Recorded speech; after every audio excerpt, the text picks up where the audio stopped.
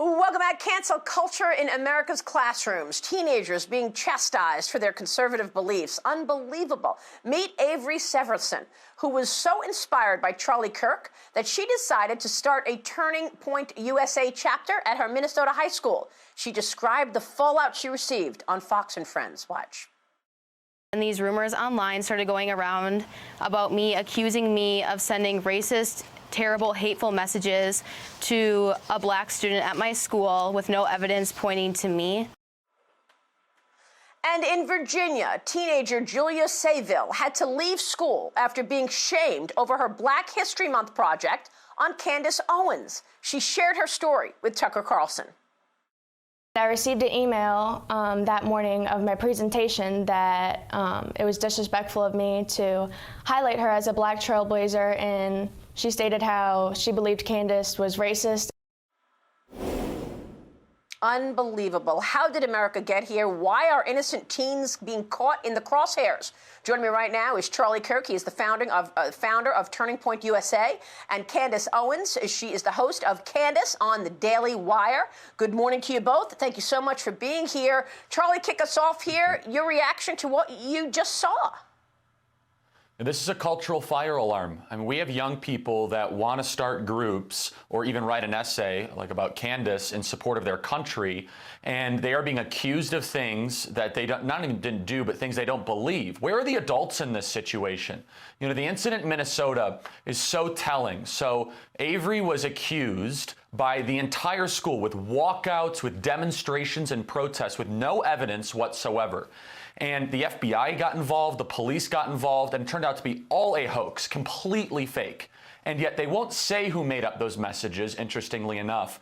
But again, where are the teachers, where are the administrators, and where are the adults that are going to start to stand up and realize that the next generation that's standing up for freedom in our country is worthy of protection in this situation? It takes courage to be a young conservative. It's time for adults to start to protect young people's right to organize and speak their mind.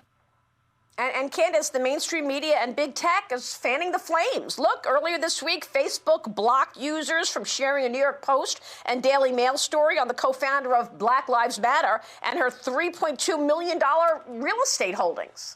Right, exactly. And they always use this idea. They say, oh, well, we're protecting her privacy, as if this is a form of doxing. And that couldn't be further from the truth. They did the exact same thing, don't forget. Most notably with the Hunter Biden, the emails and the laptop. They censored that information because they're trying to make sure that the truth does not get out. They are trying to protect the Democratic Party, and not only Democratic Party, but the left-wing institutions in general. This thought process that we keep seeing, that conservatives are not allowed to exist, that being conservative is backwards and it's wrong. And especially when it comes to the education system taking part in this, right? Smearing and libeling their own students. These students having to transfer out of schools. This is systematic bullying that's happening, but worse than that, it's propagandist, right? What we're seeing happening right now in the schools is they're saying this is the acceptable way that human beings must think. This young girl that you brought up, Julia, picked me, a black person, for Black History Month, and she was accused of being a racist. I mean, that is so twisted and perverted and wrong. It would be funny if it wasn't so cruel that led to her actually having to transfer out of this school.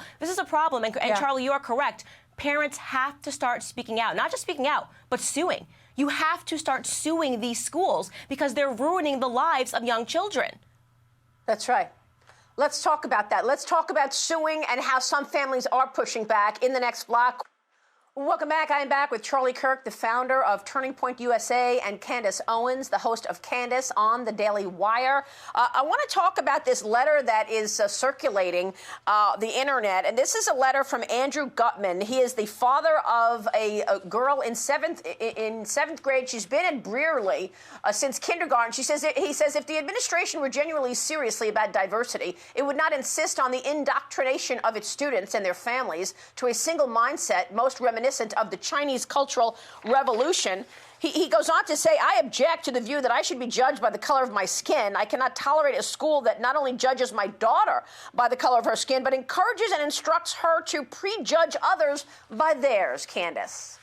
This man is a hero. Parents, pay attention. He's an absolute hero. So many parents that confide to me and say, what do I do? What do I do? I say, yank your children out of school. The time is now. It's not tomorrow. You cannot have your children sent to school. What's taking place right now throughout all of these universities and colleges and schools is a form of social engineering. They're taking your children. They're undermining parents at every single point. And the purpose for that is because they want to turn these children into government activists. What they want to do is to grow government. They want people to depend on government. They don't want them to turn to mom and dad for answers. They want them to think that mom and dad are wrong, are backwards and racist, and that these children are, so smart and so woke. They're handing out meaningless degrees, degrees in Latin X studies, degrees in gender studies, all of these things because they want these kids to think that they know more than us, when in fact they're learning nothing. They're rinsing the education system of hard academics, of math, of reading, of writing. They're producing failures. So this man is an absolute hero. Math is now racist, I guess, Charlie. The California Education Department considering implementing a new statewide initiative to make math less racist. Right, and this father is a hero. Candace is absolutely right. And he hit on something, this word diversity. The left loves talking about diversity. Their form of diversity, though, is everyone that looks different but thinks the same. No ideological diversity, no philosophical diversity, no, complete conformity. And that's actually what has always made America such a vibrant and exciting country. And quite honestly, the most successful country ever to exist in the history of the world. This all starts on the college campuses. It's on the corporations, halls of Congress, the rest of the country. We have to push back. You would think that corporate America would not get involved, but instead, they're piling on. Candace and Charlie, thank you so much. Have a great Sunday, everybody.